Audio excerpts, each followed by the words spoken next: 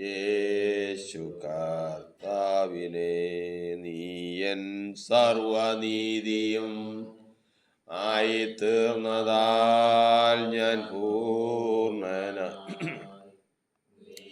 N സർവനീതിയും ആയിത്തീർന്നതാൽ ഞാൻ ഭാഗ്യവാൻ. നീയൻ സർവനീതിയും ആയിത്തീർന്നതാൽ ഞാൻ ധന്യനായി ആരാധിക്കാം. ആരാധിക്കുന്നു ഞങ്ങൾ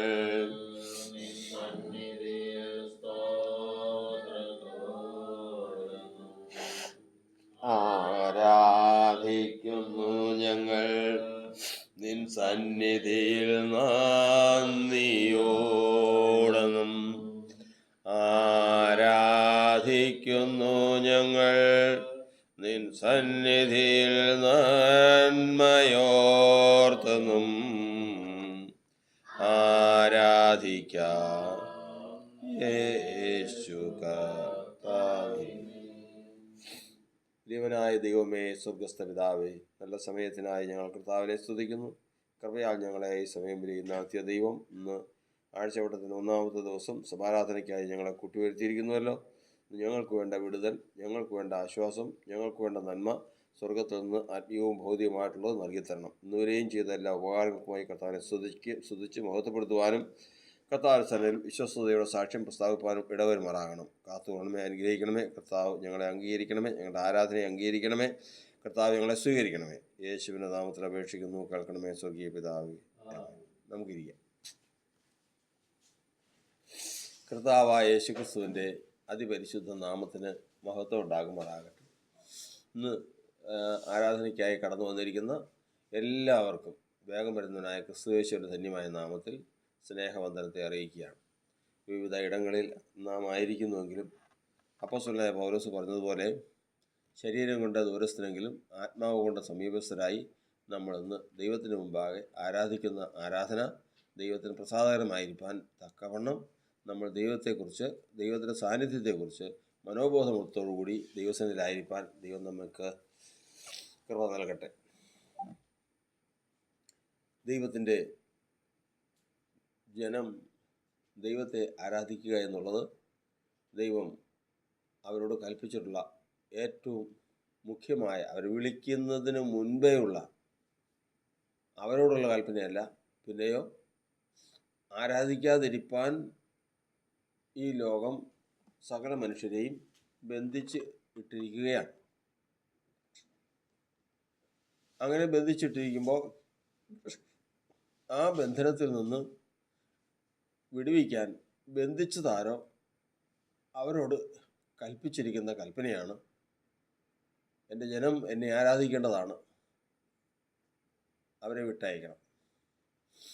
അങ്ങനെ വിട്ടയക്കാൻ കൽപ്പിക്കുമ്പോൾ പറയുന്ന വാക്കുണ്ട്, എൻ്റെ ആദിജാതനാണ് ഇസ്രായേൽ. ഇസ്രായേൽ എന്ന് പറഞ്ഞാൽ അക്ഷരീയ ഇസ്രായേലല്ല, നമ്മൾ ഭൂമിയിൽ കാണുന്ന ഇസ്രായേലല്ല, പിന്നെയോ ആത്മീക ഇസ്രായേലുണ്ട്. അക്ഷരീകമായ ഇസ്രായേൽ എന്ന് പറഞ്ഞാൽ അബ്രഹാമിൻ്റെ സന്തതിയായിട്ട് ജഡപ്രകാരം ജനിച്ചവനായിരിക്കണം, 8-ാം നാളിൽ പരിച്ഛേദനയേറ്റവനായിരിക്കണം, ന്യായപ്രമാണം പ്രമാണിക്കുന്നവനായിരിക്കണം. അങ്ങനെ ഉള്ള നിയമങ്ങളാണ് ഒരു ഇസ്രായേലിനുള്ളത്. എന്നാൽ ആത്മീയ ഇസ്രായേലിന് അങ്ങനെയല്ല. അവൻ അബ്രഹാമിൻ്റെ സന്തതി ആയിരിക്കണം എന്നുള്ളതിന് മാറ്റമില്ല. പക്ഷേ അബ്രഹാമിൻ്റെ സന്തതിയായിത്തീരാൻ തക്കവണ്ണം വിശ്വാസത്താൽ അബ്രഹാമിൻ്റെ സന്തതിയായിരിക്കണം. അതുകൊണ്ടാണ് വചനം പറയുന്നത്, അതുകൊണ്ട് വിശ്വാസികളത്രേ അബ്രഹാമിൻ്റെ മക്കളെന്ന് നിങ്ങൾ പഠിക്കണം. രണ്ടാമത്തത്, അങ്ങനെ വരുമ്പോൾ ദൈവത്തിൻ്റെ ആത്മാവ് കൊണ്ട് ആരാധിക്കണം. അതായത് ആരാധിക്കുമ്പോൾ ഒരു മനുഷ്യനും സ്വശക്തിയാൽ ആരാധിച്ചാൽ ആ ആരാധന പൂർത്തിയാവില്ല. ആരാധിക്കാൻ ഒരു മനുഷ്യനെ പഠിപ്പിക്കുന്നതും അവനെ കൊണ്ട് ആരാധിപ്പിക്കുന്നതും ദൈവത്തിൻ്റെ ആത്മാവാണ്. കാരണം ദൈവത്തിൻ്റെ ആത്മാവിനാണ് യഥാർത്ഥത്തിൽ ഒരു മനുഷ്യൻ എവിടെ എത്തണം എന്നുള്ളത് തീരുമാനിക്കാൻ സാധിക്കും. ആ മനുഷ്യനെ ദൈവം നടത്തിക്കൊണ്ട് പോവുകയാണ്. മൂന്നാമത്തെ അടുത്ത കാര്യമാണ്, ക്രിസ്തുവേശുവിൽ മാത്രം പ്രശംസിക്കും. എന്ത് പ്രശംസയുണ്ടെങ്കിലും അത് ക്രിസ്തുവിനായിരിക്കും. ഒരിക്കലും ജഡത്തിൽ പ്രശംസിക്കില്ല. ഞാൻ അത് ചെയ്തു, ഞാൻ ഇത് ചെയ്തു, എൻ്റെ കഴിവ്, എൻ്റെ അങ്ങനെയുള്ള ഒരു വാക്കും പറയില്ല. അങ്ങനെയുള്ള ഒരു വാക്ക് പറയാൻ അവനെ കൊണ്ട് സാധിക്കില്ല. ഒരു സാക്ഷാൽ ഇസ്രായേലിനെ കൊണ്ട് സാധിക്കില്ല. അവൻ ദൈവം ചെയ്തു, ദൈവകൃപയാൽ അത് ചെയ്തു, ദൈവമാണ് ചെയ്തത്, ഞാനല്ല ചെയ്തത്.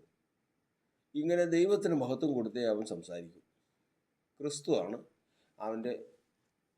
അവൻ്റെ സകല സംസാരത്തിലെയും ആകത്തുക പരിശോധിച്ചു കഴിഞ്ഞാൽ അതിലെ മഹത്വം മുഴുവനും ക്രിസ്തുവിനായിരിക്കും. അടുത്തതാണ് ജഡത്തിൽ ആശ്രയിക്കാതിരിക്കുക. ഒരു മനുഷ്യൻ്റെ ജീവിതത്തിൽ അവന് ഏറ്റവും എളുപ്പമുള്ള ഒരു കാര്യമാണ് ജഡത്തിൽ ആശ്രയിക്കുക. ജഡമനുഷ്യന് ഏറ്റവും പ്രയാസമുള്ള കാര്യമാണ് ദൈവത്തിൽ ആശ്രയിക്കാൻ. ജഡമനുഷ്യനെ സംബന്ധിച്ചിടത്തോളം ദൈവത്തിൽ ആശ്രയിക്കുക എന്ന് പറയുന്നത് ഏറ്റവും ബുദ്ധിമുട്ടാണ്. അത് ഈ ലോക മനുഷ്യൻ്റെ പ്രത്യേകതയാണ്. ലോക മനുഷ്യരും ലൗകിക മനുഷ്യരും തമ്മിലുള്ള ദൈവിക മനുഷ്യരും തമ്മിലുള്ള വ്യത്യാസം അത് തന്നെയാണ്. കാരണം അത് പരീക്ഷിക്കപ്പെടും എന്ന് പറഞ്ഞു കഴിഞ്ഞാൽ, ശൗലിനോട് പറഞ്ഞു, നീ എന്നെ അവിടെ കാത്തിരിക്കണം, ഞാൻ വരും എന്ന് പറഞ്ഞു. ഇങ്ങനെ കാത്തിരിക്കുക. സമയം കഴിഞ്ഞിട്ടും ശമൂവേൽ വരുന്നില്ല. അപ്പോൾ ജനം അങ്ങോട്ടും ഇങ്ങോട്ടും ഒക്കെ പോകാൻ തുടങ്ങി. കാരണം ശത്രുക്കളെതിരെ വന്നിരിക്കുന്നു.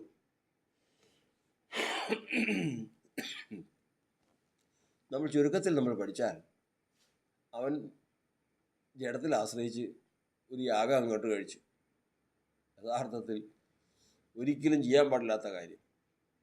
ദൈവത്തിൽ ആശ്രയിക്കാൻ കാത്തിരിക്കണം. കാരണം ദൈവത്തിൽ ആശ്രയിക്കുന്നവൻ ഇന്ന് രാവിലെ തന്നെ ഞാൻ ഉദ്ദേശിക്കുന്ന സമയത്ത് ഈ കാര്യങ്ങൾ കിട്ടുമെന്ന് വിചാരിച്ചിരിക്കണ്ട. അതിന് ആരും പ്രതീക്ഷിക്കണ്ട. കാരണം അത് ദൈവത്തിനൊരു സമയമുണ്ട്, ആ സമയത്തേ നടക്കൂ. പക്ഷെ അതിനു മുമ്പേ തന്നെ ഈ എളുപ്പം കിടക്കുന്നു. അപ്പോൾ കഴിഞ്ഞ ദിവസം നമ്മൾ വിദേശത്തൊക്കെയും ക്രിസ്തീയ വിഭാഗം പീഡിപ്പിക്കപ്പെടുന്നു. എത്രയോ പേരെ കൊന്നുകളഞ്ഞു, കഴുത്തറുത്ത് കൊന്നു. അങ്ങനെ പലതരത്തിലും മനുഷ്യരെ കൊല്ലുന്നു. അവസാനം അവിടെ മഹത്തുക്കളായിട്ടുള്ളവർ തന്നെ അഭിപ്രായം പറയുന്നുണ്ട്. എന്താണ്, ഇങ്ങനെ പോയാൽ ശരിയാവില്ല. കാരണം എല്ലാവരും കൂടി സംഘടിച്ചിട്ട്, ക്രിസ്തീയ വിഭാഗങ്ങളെല്ലാം കൂടെ സംഘടിച്ച് അവരും ആയുധം എടുക്കുന്നു വന്നാൽ ഇത് ഇത്രയും വഷളാവില്ല. അപ്പോൾ കാര്യങ്ങൾക്ക് ഒരു പരിഹാരം ഉണ്ട് നമ്മൾ ജഡത്തിൽ ആശ്രയിച്ചു കഴിഞ്ഞാൽ. ഒരാൾ വന്നു നിൽക്കുക, അതായത് സുവിശേഷം അറിയിച്ചുകൊണ്ടിരിക്കുന്ന രണ്ട് സുവിശേഷകർ കവലയിൽ പ്രസംഗിച്ചുകൊണ്ടിരിക്കുക. ഒരു മദ്യപാനി വന്നിട്ട് അവിടെ നിന്നുകൊണ്ട് ഇവരെ ചീത്ത വിളിക്കുകയും ഇവരുടെ അടുക്കൽ വന്ന് മൈക്ക് പിടിച്ച് പറിക്കുക, ഉപദ്രവിക്കുക, അതൊക്കെ ചെയ്യുക. അവരൊരു രക്ഷയും വേണ്ടുന്നില്ല. അപ്പോൾ ഒന്നങ്ങ് തള്ളിയാൽ മതി. ഈ നിൽക്കുന്നയാൾ, ആ സുവിശേഷകൻ എന്ന് പറഞ്ഞു കഴിഞ്ഞാൽ അത്ര ഒരു ശരീരവും ആരോഗ്യവും ഒക്കെ ഉള്ളവനാണ്. ഒന്ന് തള്ളിയാൽ മതി, പിന്നെ അവനില്ല, പിന്നെ ഈ മദ്യപാനിയും ഇല്ല, ആരുമില്ല. പക്ഷേ ഒരിക്കലും ദൈവത്തിൽ ആശ്രയിക്കുന്നവർക്ക് അത് സാധിക്കില്ല. അതുകൊണ്ട് ഒരു മനുഷ്യനെ പറഞ്ഞിരിക്കുന്നത്, ഒരു മനുഷ്യനും, അത് നമ്മൾ ചിന്തിച്ചു കൊള്ളണം, ഒരു മനുഷ്യർക്കും കർത്താവിൻ്റെ പ്രവൃത്തി വരെ കാത്തിരിക്കാൻ പറ്റില്ല. കാരണം അതിനു മുമ്പ് അത് എളുപ്പമുണ്ടല്ലോ. അപ്പോൾ ശരീരം കൊണ്ട് ആ പ്രവൃത്തി അങ്ങ് ചെയ്യാവുന്നേ ഉള്ളൂ. അവൻ കയറി ചെയ്യും. അതോടുകൂടി കാര്യങ്ങളാകെ കുഴച്ചില്ലായി. ഇതാ ലോകത്തിൽ നടക്കുന്ന വിശ്വാസികളുടെ നടന്നുകൊണ്ടിരിക്കുന്ന ഏറ്റവും വലിയ പ്രശ്നം. ഈ നിൽക്കുന്ന ഞാനും എൻ്റെ ജീവിതത്തിലും സംഭവിക്കുന്ന കാര്യങ്ങളാണ്. അപ്പോൾ ഏറ്റവും ആദ്യമേ തന്നെ എളുപ്പമുള്ള കാര്യമാണ് ജഡത്തിൽ ആശ്രയിക്കുക എന്നുള്ളത്. ഒരു ഇസ്രായേലിന് ഒരിക്കലും ചെയ്യില്ല. അല്ലെങ്കിൽ അവനെ ഒരു ഇസ്രായേലിനായിട്ട്, സാക്ഷാൽ ആത്മീയ ഇസ്രായേലിനായിട്ട് ദൈവം കണക്ക് കൂട്ടുകയില്ല. പിന്നെയോ അവൻ കാത്തിരിക്കും.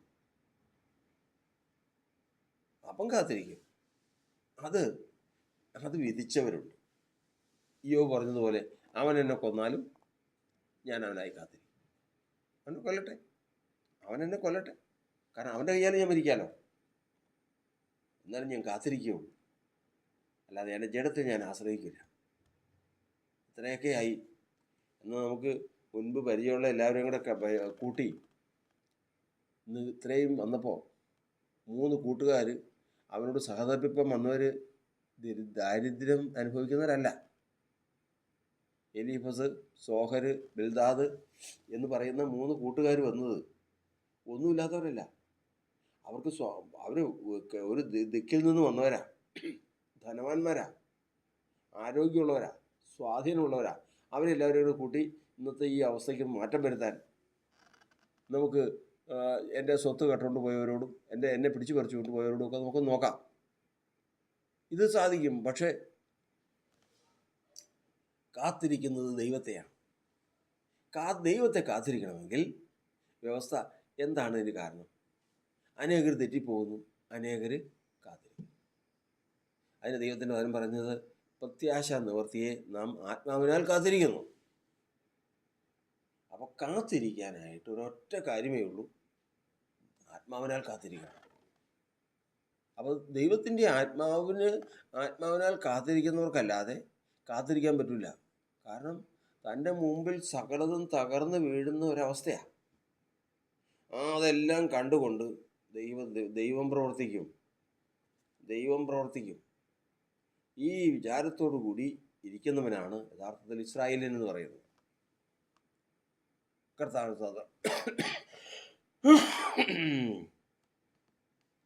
ഇവരാണ് യഥാർത്ഥത്തിൽ ദൈവത്തെ ആരാധിപ്പാനായിട്ട് കർത്താവ് ആഗ്രഹിക്കുന്നത്. ഒരു സാക്ഷാൽ ഇസ്രായേലിൻ്റെ ആരാധന. റോമാലേഖനം 9-ാം അധ്യായത്തിൽ പറഞ്ഞിരിക്കുന്ന അനുസരിച്ച് ആരാധന അവർക്കുള്ളതാണ്. ആർക്ക്? ഇസ്രായേലിനുള്ളതാണ്.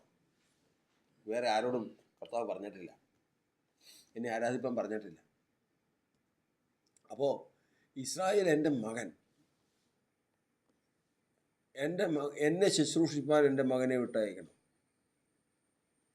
അപ്പോൾ ഒരു വാക്ക് പറഞ്ഞു, എന്നെ ആരാധിപ്പാൻ എൻ്റെ ജനത്തെ വിട്ടയക്കാന്ന് പറഞ്ഞു. ഇവിടെ പറയുന്നത് എന്നെ ശുശ്രൂഷിക്കണം. ശുശ്രൂഷകളിൽ ഏറ്റവും വലിയ ശുശ്രൂഷയാണ് ആരാധന. ദൈവത്തെ ശുശ്രൂഷിക്കുന്ന ഏറ്റവും വലിയ ശുശ്രൂഷയാണ് ആരാധന എന്ന് പറയുന്നത്. അതുകൊണ്ടാണ് കർത്താവ് പറഞ്ഞതൊക്കെ, ഞാനിരിക്കുന്നിടത്ത് എൻ്റെ ശുശ്രൂഷകനും ഇരിക്കും. ഏറ്റവും വലിയ ശുശ്രൂഷ അതാണ് കർത്താവിൻ്റെ വചനത്തിൽ ഇന്ന് നാം ഗ്രഹിക്കുന്നത്. അതുകൊണ്ട് ഇന്നും നമ്മൾ കർത്താവിൻ്റെ അടുക്കിലേക്ക് വരുമ്പോൾ ദൈവസന്നിധിയിൽ നമ്മൾ ആഗ്രഹിക്കുകയാണ്, പ്രാർത്ഥിക്കുകയാണ്, ദൈവമേ ഈ ശുശ്രൂഷയെ കൈക്കൊള്ളണമേ, ഈ ആരാധനയെ കൈക്കൊള്ളണമേ, നിനക്ക് പ്രസാദമുള്ള ഒരു ആരാധനയായിട്ട് തന്നെ ഈ ആരാധന പരിണമിക്കണമേ എന്നുള്ള പ്രാർത്ഥനയോടെ കർത്താവിൻ്റെ സന്നിധിയിൽ നമ്മളിന്ന് ആയിരിക്കുക. നമ്മളിന്ന് വായിച്ച സങ്കീർത്തനം 20-ാം സങ്കീർത്തനം. 20-ാം സങ്കീർത്തനം എന്ന് പറയുമ്പോൾ തന്നെ പൊതുവെ എല്ലാവർക്കും അറിയാവുന്ന ഒരു സങ്കീർത്തനമാണ്. അനുഗ്രഹത്തിൻ്റെ സങ്കീർത്തനമാണ്. അതിലുള്ള വാക്കുകളെല്ലാം നമ്മൾ പല സങ്കീർത്തനങ്ങളും വായിക്കുമ്പോൾ അവൻ്റെ പ്രാർത്ഥന ഭാവമായി തീരട്ടെ, അങ്ങനെയുള്ള പല പല തരത്തിലുള്ള വാക്കുകളും അനുഗ്രഹത്തിൻ്റെതല്ലാത്ത വാക്കുകളൊക്കെയും നമുക്ക് തോന്നാം. എന്നാൽ ഇതങ്ങനെയല്ല, മുഴുവൻ അനുഗ്രഹത്തിൻ്റെ വാക്കുകളാണ്. ഈ അനുഗ്രഹത്തിൻ്റെ വാക്കുകളിൽ പ്രധാനപ്പെട്ട ഒരു വാക്കാണ് അവിടെ എഴുതിയിരിക്കുന്നത്. 3-ാം വാക്യം, നിന്റെ വഴിപാടുകളൊക്കെയും അവൻ ഓർക്കട്ടെ, നിന്റെ ഹോമയാഗം കൈക്കൊള്ളുമാറാണ്. വഴിപാടുകളെ ഓർക്കണം. ഒരു മനുഷ്യൻ ചെയ്യുന്ന വഴിപാട്, ആ വഴിപാടുകളെ ഓർക്കണം. ഒരു വഴിപാട് ദൈവത്തിൻ്റെ സന്നിധിയിൽ കൊണ്ടുപോയിട്ടാൽ അത് ഇതിനു മാത്രം ഓർക്കാനെന്തായിരിക്കുന്നത്? ഓർക്കാനെന്ന് അവിടെയാണ് വഴിപാട് കഴിക്കുന്നവൻ, വഴിപാട് കഴിക്കുന്ന സ്ഥലം. ഈ മൂന്ന് കാര്യങ്ങൾ ദൈവത്തിന് മുമ്പാകെ ഏറ്റവും പരമപ്രധാനമാണ്. ഏതൊക്കെയാ? ഒന്ന്, വഴിപാട്. രണ്ട്, വഴിപാട് കഴിക്കുന്ന സ്ഥലം. മൂന്ന്, വഴിപാട് കഴിക്കുന്നവൻ. ഇത് മൂന്നും ദൈവത്തിന് മുമ്പാകെ എന്നേക്കും സ്ഥിരമാണ്. യഹോവ ഹാബേലിന്റെ വഴിപാടിന് സാക്ഷ്യം കൽപ്പിച്ചു. ഹാബേലിനെ അബ്രഹാമിന്റെ വഴിപാടിന് ദൈവം സാക്ഷ്യം കൽപ്പിച്ചു. അങ്ങനെ സാക്ഷ്യം കൽപ്പിച്ച എന്താ സാക്ഷ്യത്തിന്റെ പ്രത്യേകത? നീ ഒരു കാര്യം ചെയ്യണം. നിന്റെ മകനെ കൊണ്ടുപോയി ആ വീട്ടിൽ എവിടെയെങ്കിലും വെച്ച്, അല്ലെങ്കിൽ വേറെ എവിടെയെങ്കിലും വെച്ച് പറഞ്ഞില്ല, ഇത്രയേറെ ദൂരത്ത് പോയിട്ട് ഇത് ചെയ്യേണ്ട കാര്യം എന്താ? ഇത്രയേറെ ദൂരത്ത് പോയിട്ട് ഇതിൻ്റെ കാര്യം, മോറിയ മലയിൽ പോയി ഇത് ചെയ്യേണ്ട കാര്യം എന്താ? പ്രധാന സാധനം ദൈവത്തിൻ്റെ വചനം പറയുന്നത് ആ സ്ഥലത്തിന് എന്തോ പ്രാധാന്യമുണ്ട്. അത് ചെയ്യുന്ന അബ്രഹാമിന് ചില പ്രാധാന്യമുണ്ട്. അത് ആ വഴിപാട് ആയിപ്പോയ ഇസഹാക്കിന് പ്രാധാന്യമുണ്ട്. ഈ മൂന്ന് കാര്യങ്ങൾ ദൈവം മറക്കില്ല. വഴിപാട് കഴിച്ച സ്ഥലം, വഴിപാട് കഴിച്ചവൻ, ഇത് മൂന്ന് ദൈവത്തിൻ്റെ സന്നിധി ഒരിക്കലും പോവില്ല. അതാണ് കർത്താവ് എല്ലാ മനുഷ്യർക്കും ഒരു വഴിപാടും യാഗവും വെച്ചിട്ടുണ്ട്. അതാ നമ്മൾ വായിച്ചത്, യഹോവയുടെ വഴിപാടുകളൊക്കെയും ഓർക്കട്ടെ, നിന്റെ ഹോമയാഗം കൈക്കൊള്ളുമാറാകട്ടെ. ദൈവം ഓർക്കുന്നു. ബാക്കിയുള്ളതുപോലെയല്ല. ഇന്ന് നമ്മൾ അനുഭവിക്കുന്ന, മനുഷ്യവംശം അനുഭവിക്കുന്ന സകല കഷ്ടതകളും കാണുമ്പോൾ ദൈവത്തിന് ദുഃഖമുണ്ട്. പക്ഷെ നിവർത്തിയില്ല. ദൈവം ഏത് കാര്യം ഓർക്കുന്നു? പാമ്പിൻ്റെ സർപ്പത്തിൽ കൂടി ശത്രുവിൻ്റെ ദുരുപദേശം കേട്ട് ആ ഫലം പറിച്ച് തിന്നാൻ പോയ, ആ ഫലം പറിച്ച് തിന്ന് ഭർത്താവിനും കൊടുത്ത ഹവ്വയുടെ ആ പ്രവൃത്തി ഓർക്കുന്നു. ഏദൻ തോട്ടത്തെ ദൈവം ഓർക്കുന്നു. ആ വൃക്ഷഫലത്തെ ദൈവം ഓർക്കുന്നു. ആ പ്രവൃത്തി ചെയ്ത ഹവ്വയെ ദൈവം ഓർക്കുന്നു. ആ വൃക്ഷഫലത്തെ ദൈവം ഓർക്കുന്നു. ഇത് മൂന്നും ദൈവത്തിന് മുമ്പാകെ മറന്നു കളയില്ല. കാരണം ആ ഫലം എന്ത്, അവളുടെ ഹൃദയം എന്ത്, ആ സ്ഥലം എന്ത്, ഈ മൂന്ന് കാര്യം ചിന്തിച്ചാൽ മതി. ആ സ്ഥലം എന്താ? അത്ര പവിത്രമായ ഒരു സ്ഥലം. അവളുടെ ഹൃദയം എന്താണ്? ദൈവത്തെ അവിശ്വസിച്ച ഒരു ഹൃദയം. ആ ഫലം എന്താണ്? ഒരിക്കലും അരുതെന്ന് പറഞ്ഞിട്ടുള്ള വൃക്ഷഫലം. ഇത് ദൈവത്തിന് മുമ്പിൽ നിന്ന് മാറിപ്പോവില്ല. ഇത് ദൈവത്തിൻ്റെ സന്നിധിയിലുള്ള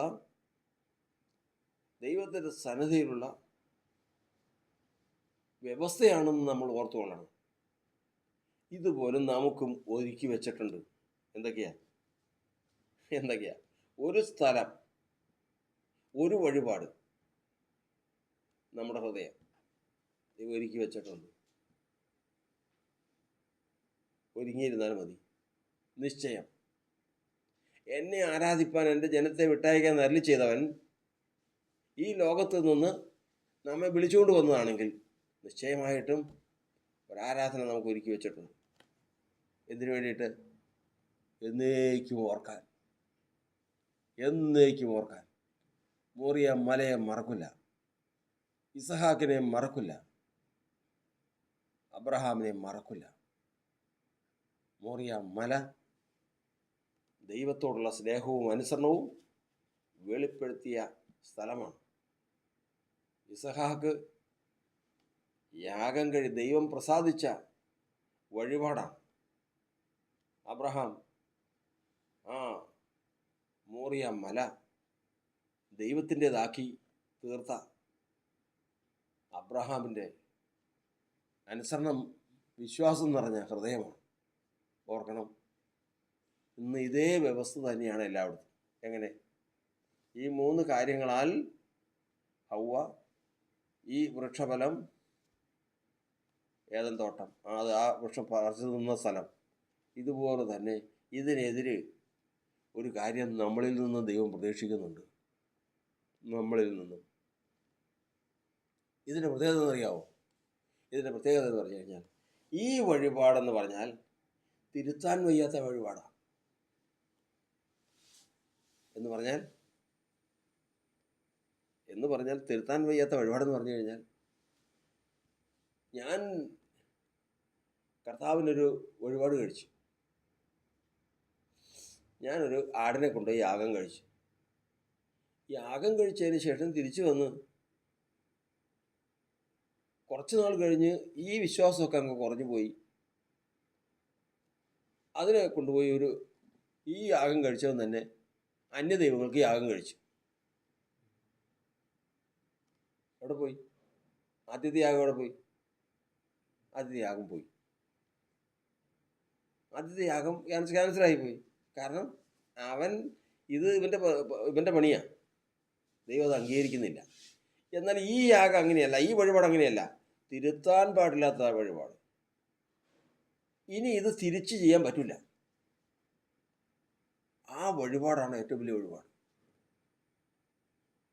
അതുകൊണ്ടാണ് നമ്മൾ പറയുന്നത്, വചനം കൊടുത്തുവിടാനായിട്ട് ആളെ അന്വേഷിച്ചു കഴിഞ്ഞപ്പോൾ കർത്താവായ യേശുക്രിസ്തുവിന്റെ നാമത്തിന് വേണ്ടി പ്രാണത്യാഗം ചെയ്തവരെ തിരഞ്ഞെടുത്ത് അവരെ ഏൽപ്പിച്ച് വചനം വിടാൻ. അങ്ങനെ നോക്കിയപ്പോഴേക്കും ഓരോരുത്തരും നോക്കിയപ്പോഴേക്കും അവൻ നല്ലവനാണ്, കൊള്ളാം. പക്ഷെ ഇത് ഏൽപ്പിച്ച് വിടാൻ തക്കവണ്ണം വിശ്വസ്തത ആയില്ല, അത്രയായിട്ടില്ല.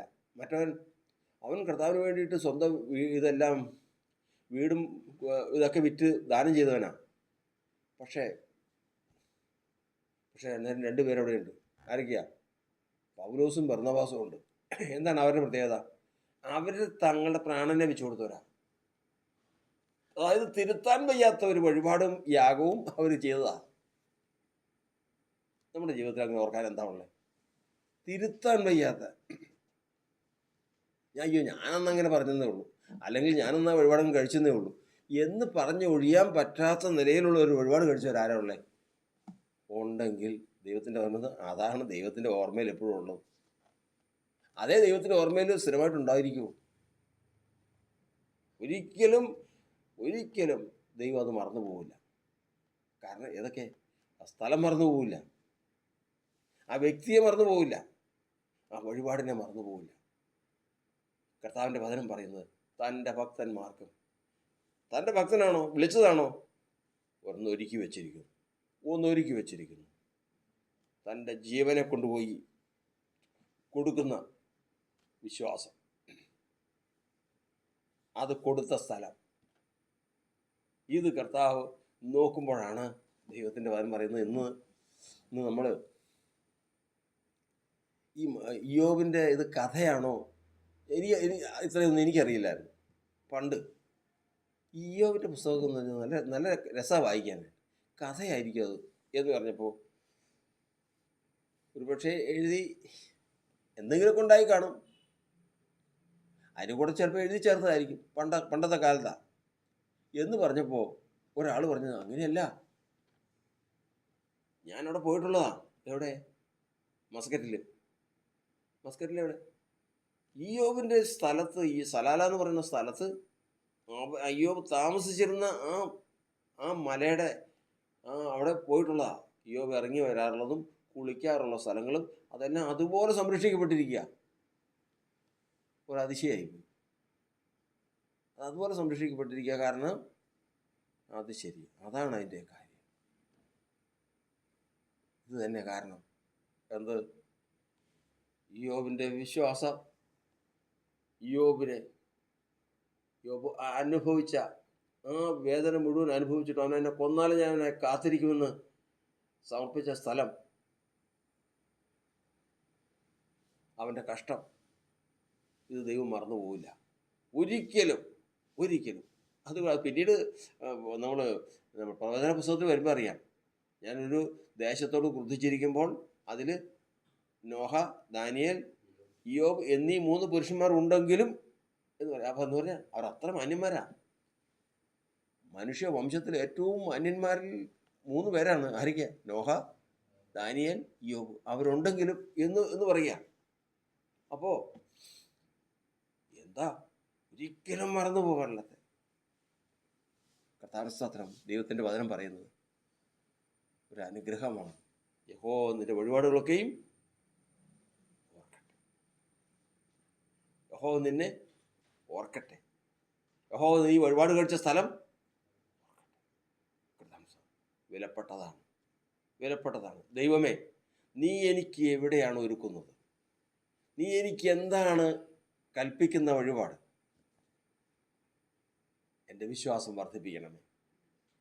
കാരണം നമ്മൾ ഇവിടെ നിന്ന് പോകുമ്പോൾ ഈ 3 കാര്യമുള്ളവൻ പോക്ക് കണ്ടിട്ടുണ്ടോ? ഈ 3 കാര്യമുള്ളവൻ ഏതൊക്കെ? വഴിപാട് കഴിച്ച സ്ഥലവും വഴിപാട് കഴിച്ച വിശ്വാസമുള്ളവൻ ലോകം വിട്ട് പോകുമ്പോൾ അവൻ പറയുന്ന ശബ്ദം ഈ ലോകത്തിൽ മാത്രമല്ല, ആത്മീയ മണ്ഡലത്തിലേക്കും പ്രവേശിക്കും. മകന് ഒരു പെണ്ണിനെ വേണം. അന്വേഷിച്ച് പോകാൻ നേരത്ത്, ആ പെൺകുട്ടിയെ അന്വേഷിച്ച് പോകാൻ നേരത്ത് പറഞ്ഞ്, അയ്യോ, ഞാൻ പോകുമ്പോൾ പെൺകുട്ടി എൻ്റെ കൂടെ പോരുമോ? പല സംശയങ്ങൾ പറഞ്ഞപ്പോൾ, ഞാൻ എവിടെ പോയി അന്വേഷിക്കുമെന്ന് പറഞ്ഞപ്പോൾ അബ്രഹാം പറഞ്ഞു, അവനൊരു കുഞ്ഞിനെ, ഒരു പെൺകുട്ടിയെ അന്വേഷിക്കാൻ നീ പോകുമ്പോൾ നിനക്ക് മുൻപായിട്ട് ദൂതനെ ദൈവം അയക്കും. ദൈവം ഒരു ദൂതനെ അയക്കും. അതുപോലെ തന്നെ സംഭവിച്ചു. പോയി പെൺകുട്ടിയെ കൊണ്ടുവന്നു, റബേക്കയെ കൊണ്ടുവന്നു, അവരുടെ വിവാഹം നടന്നു. അവരുടെ തലമുറ ഇന്ന് ലോകത്തിലായിരിക്കുന്നു. ദൈവത്തിൻ്റെ വചനം പറയുന്നത് അബ്രഹാമിൻ്റെ ശബ്ദം എന്നാണെന്നറിയാം. അബ്രഹാമിൻ്റെ ശബ്ദം എന്ന് പറഞ്ഞാൽ ചെറിയ ശബ്ദമല്ല, പിന്നെയോ ഈ ലോകത്തിൽ വെച്ച് തീരുന്ന ശബ്ദമല്ല, ആത്മീയ മണ്ഡലത്തിലേക്കും പ്രവേശിക്കും. യഹോവ ഒരു ദൂതനെ അയക്കുമെന്ന് പറഞ്ഞപ്പോൾ ദൂതനത് കേട്ടിട്ടുണ്ട്, പോയേ പറ്റുള്ളൂ. ഒരു മനുഷ്യൻ്റെ വിലയാണ്. ഒരു മനുഷ്യൻ ആരാണെന്നറിയുന്ന സന്ദർഭമാണ്. എന്തെങ്കിലും കാണിച്ചാൽ, എന്തെങ്കിലും ചെയ്താൽ മനുഷ്യൻ മാന്യനാവില്ല. ദൈവത്തിന് മുമ്പാകെ വിലയേറിയവൻ, മാന്യൻ എന്നുള്ള നില പ്രാപിക്കണമെങ്കിൽ അതിന് ചില വ്യവസ്ഥകളുണ്ട്. ആ വ്യവസ്ഥയാണ് ഒന്നാമത് നമ്മൾ ഓർത്തു കൊള്ളണം. അവനൊരു വഴിപാടുണ്ട്, അവനൊരു വഴിപാട് കഴിച്ച സ്ഥലമുണ്ട്, അത് കഴിക്കാൻ തക്ക വിശ്വാസം അവനുണ്ട്. അതിനാൽ അവൻ സ്വന്തം പ്രാണനെ കർത്താവിന് കൊടുത്തുവെന്ന് ദൈവം അംഗീകരിച്ചിട്ടുമുണ്ട്. ആ സ്ഥലം നശിച്ചു പോകാൻ സമ്മതിക്കില്ല. ഇന്നും ദൂതന്മാരെ സൽക്കരിച്ച, അബ്രഹാം സൽക്കരിച്ച ആ വൃക്ഷം അതിപ്പോഴും അവിടെ കാണുന്നു. അങ്ങനെ കാലങ്ങളെ അതിജീവിച്ചുകൊണ്ട് ഈ കാര്യങ്ങൾ നിൽക്കുന്നു. നാളെ കർത്താവിൻ്റെ രാജ്യത്തിൽ വരുമ്പോൾ ഈ 3 കാര്യങ്ങളും വെളിപ്പെട്ട് വരും. ഏതൊക്കെ? മോറിയ മല, അബ്രഹാം, ഇസഹാക്ക്. കർത്താവിന്റെ സ്തോത്രം. ഒരിക്കലും ഇനി ശാപം ഉണ്ടാവില്ലെന്നുള്ള പോലെ ഒരിക്കലും കർത്താവിനെ ദുഃഖിപ്പിക്കുന്ന ഒരു പ്രവൃത്തി ഉണ്ടാകാൻ പാടില്ല. അതാണ് നമ്മൾ വിചാരിക്കേണ്ടത്. ഒരിക്കലും എൻ്റെ പ്രവൃത്തിയോ എൻ്റെ അവിശ്വാസമോ ഞാനത് ചെയ്ത സ്ഥലമോ ദൈവത്തിന് മുമ്പായി ഉണ്ടാകാതിരിക്കട്ടെ. ഈ ഗൗരവത്തിലേക്ക് വരിക.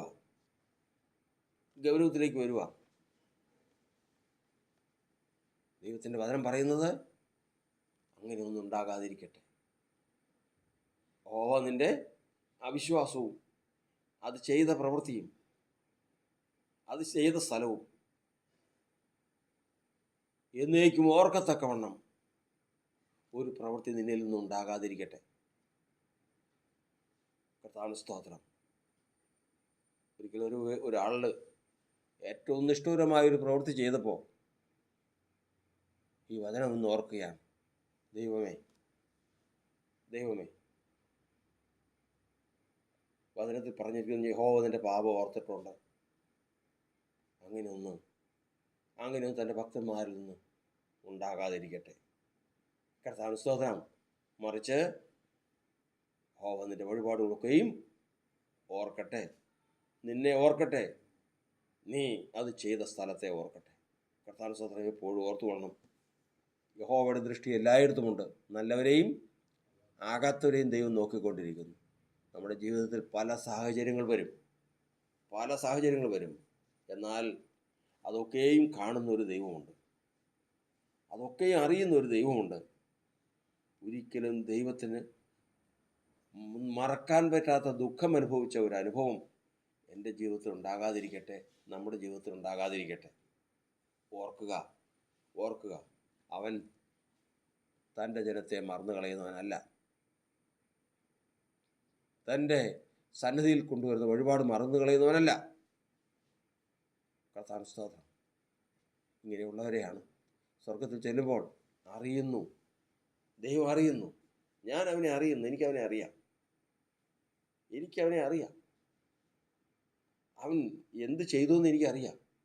ആ ചെയ്ത സ്ഥലം എനിക്കറിയാം. അതുകൊണ്ടാണ് അവൻ പറഞ്ഞത്, അവൻ്റെ കാൽച്ചുവടുകളിന് വര വരയ്ക്കുന്നു. ഈ പ്രവൃത്തി ചെയ്താൽ അവിടെ എന്ത് ചെയ്യും? കർത്താവ് ഒരു വര വരച്ചിടും. ദൈവം നമ്മെ അനുഗ്രഹിക്കട്ടെ. ദൈവവരങ്ങളിലേക്ക് ഏൽപ്പിക്കാം. നമുക്കൊരു വാക്ക് പ്രാർത്ഥിക്കുന്നതിന് വേണ്ടിയിട്ട്. പരിശുദ്ധനായ ദൈവമേ, സ്വർഗസ്ഥപിതാവേ, ഞങ്ങൾക്കിന്ന് ഈ വചനം കർത്താവ് തന്നല്ലോ. ദൈവമേ, ഞങ്ങളുടെ വഴിപാടുകൾ കർത്താവ് ഓർക്കണം. കർത്താവേ, ഞങ്ങളുടെ വിശ്വാസം കർത്താവ് ഓർക്കണം. ഞങ്ങളുടെ വഴിപാട് വരുത്തിയ സ്ഥലം കർത്താവ് ഓർക്കണം. അങ്ങനെ ഒരിക്കലും മറന്നു കളയാൻ സാധിക്കാത്ത നിലയിൽ ഞങ്ങളും കർത്താവുമായിട്ടുള്ള ബന്ധത്തിൽ കർത്താവേ, യേശുവേ, ഒരു ബന്ധം കർത്താവെ ഞങ്ങൾക്ക് തരണം. ഞങ്ങളെ കാത്തുകൊള്ളണം. യേശുവേ, ഞങ്ങളാരും ദൈവസന്നിധിയിൽ നിന്നകന്ന ഒരു അനുഭവം, ഒരു പ്രവൃത്തി, ഒരു അവിശ്വാസം, അത് ചെയ്ത സ്ഥലം ഉണ്ടാകാൻ സമ്മതിക്കരുത് കർത്താവെ. കർത്താവിനെ ആരാധിക്കുന്ന ജനമാണ്. കർത്താവ് തന്ന വചനത്തിനായി സ്തോത്രം. അനുഗ്രഹിക്കണമേ. ഈ വചനത്താൽ ഞങ്ങൾ ശുദ്ധീകരണം പ്രാപിക്കട്ടെ. കാത്തുകൊള്ളണമേ, യേശുവിൻ്റെ നാമത്തിൽ. യേശു എന്നടിസ്ഥാനം